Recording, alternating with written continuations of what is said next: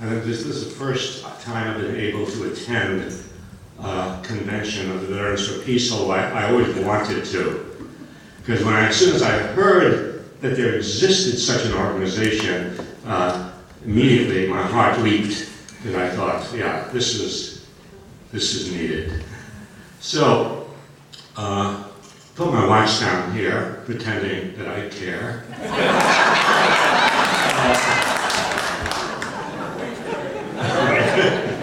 And putting on my glasses to pretend that I can see.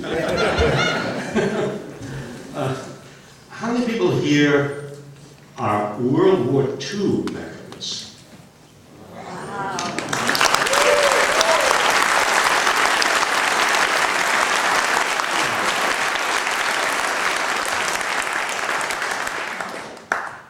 World War II veterans are the toughest. No, I mean, do you know what I mean? I mean they're the toughest people. I mean they're the toughest to talk to. No, really. I mean, I don't mean the people sitting in this room, but you know, the other World War II veterans. I think everybody has had that experience, especially those of us who are World War II veterans. And when you talk to other, because that, as we know, was the good war. Very hard for people to overcome that, you say. And so I'm especially grateful when I run into, and I'm doing that more and more, run into World War II veterans who now know that war is futile and disastrous. And I recently had the experience of being invited to the World War II memorial service in Washington, D.C. You remember, it was in the news for a while. War memorials are wonderful things. Great occasions, the people who come with their hats and stuff.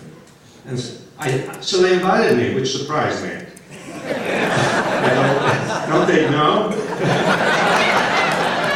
I said, well, what is the topic that I'm supposed to talk on? And they said, war stories. I said, I'll come. All right. I said, but I'm not going to tell war stories, because I just want to talk about my feelings about war. The guy said, okay, no problem. So I did. And I came and I talked in this tent to a bunch of people, and I said, reason I'm here is to honor friends of mine who died in the war, okay? I have two guys, my closest buddies in the Air Force, Joe Perry and Ed Plotkin. They died, and they were killed. We trained together, and then we went to different parts of the world. I went to fly out of England, and Joe Perry went to fly out of Italy, and Ed Plotkin went to fly in the Pacific. And so when we separated, we lost touch sort of with one another. And they were both killed in the last weeks of the war. The very last weeks of the war. I said, I'm here to honor them, but I'm not here to honor war. Yeah. And I'm not here to honor people in Washington who send young people to war. And I'm not here...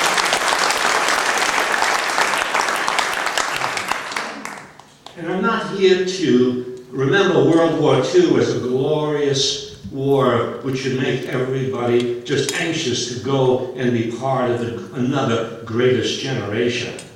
Because I think that World War II, whatever moral core there was in it, and that's a very complicated story, the degree to which World War II is a moral war.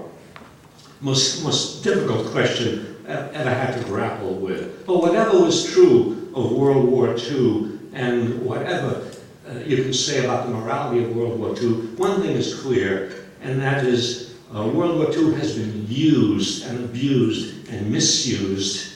And it's been made to stand in whatever goodness there was, whatever morality there was in it. It's been made to stand for all the ugly wars that we have fought since then. And the glow of World War II has been cast over every miserable war that we have fought ever since the end of World War II.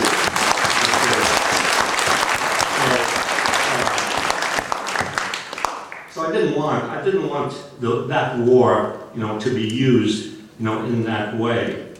And I feel that we as veterans, it's just a peculiar thing, because you don't want to make a big deal of being a veteran. Oh, yeah? Well, you want to make a little deal of being a veteran. By that I mean, after all, there are veterans and there are veterans. The fact that you're a veteran doesn't mean that you necessarily speak the truth, because there are veterans who speak lies. Remember Bush? The elder, the smarter? Well, the slightly smarter. There are all sorts of veterans, and yet, yes, there's something to be a veteran and to have something special to say to people. And we are, I think, in a special position to talk about war in a way that has a little more weight to it than other people who speak about war. And I think we're in a position to, talk, in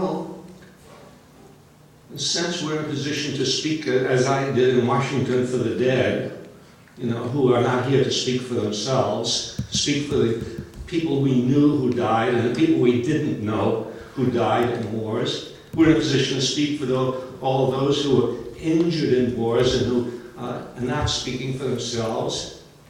And we're here even to speak for all the hidden casualties of war.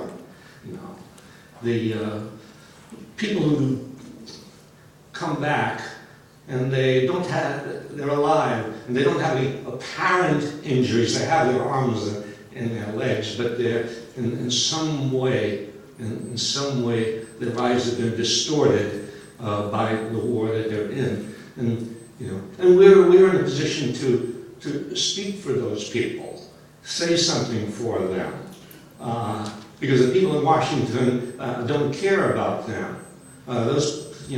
All those people who came back from Vietnam, and of course some of them came back in wheelchairs, and some of you are in wheelchairs, and some of them came back without arms and legs, and so on. And there were others who came back apparently whole, but not really whole. And I remember being startled when I read that statistic, which I'm sure most everybody knows, and which shocks you when you read it, that more veterans since the Vietnam War, more veterans have committed suicide than died in the war. You see, it's a shocking thought, you see. But and remember in the Gulf War, and remember how our authorities bragged about how few casualties we had in the Gulf, a few hundred casualties and so on. But in the 10 years that followed the Gulf War, thousands of veterans of the Gulf War died, according to the Veterans Administration. Thousands were dead. These were young people. And 200,000 of the 600,000 Gulf War veterans, and this is according to VA figures, 200,000 applied for disability, and 150,000 of them were granted. These are all the casualties of war. And we're also in a position, I think, although this is something that isn't done, really, it certainly isn't done by the military high brass, and it isn't done by the White House high brass, to remind people not just of our casualties, but of the casualties on the other side, which we don't think of.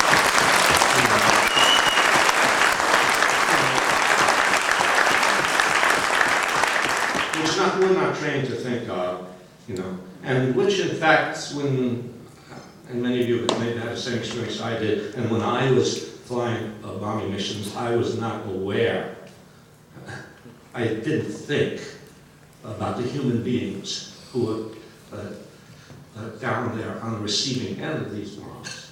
Simply didn't think about that. And we can understand, those of us who have that experience, can understand how soldiers can commit atrocities. Ordinary soldiers can commit atrocities and not think about what they're doing. But we're away from that now. We can think about it, and we can talk about it, and it's our duty to talk about the people on the other side who are the victims of our wars. So, something special, that we need to do. And and of course, we're in a position to talk about the reality of war. And by the reality of war, I mean away from the abstractions, and away from the euphemisms, and away from the promises, and the war for democracy, the war for liberty, all those words, that are used, and to confront people with, this is what war is. This is what war is like. If any of you have not read Paul Fussell's books, you should. You probably don't need it, but you can recommend it to others. His book about World War I, The Great War in Modern Memory, and his book about World War II, Wartime, which brings the reader right up, readers who have not experienced war, right up close, to the reality of war. And, so yeah, we're in a better position than most to challenge, the claims about we're fighting, for this and we're fighting for that. We're in a better position to expose the lies of the government.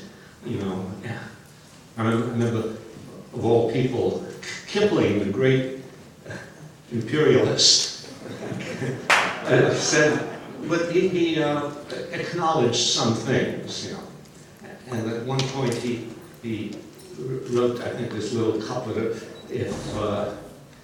if any ask why we died, tell them because our fathers lied. Wow. Yeah.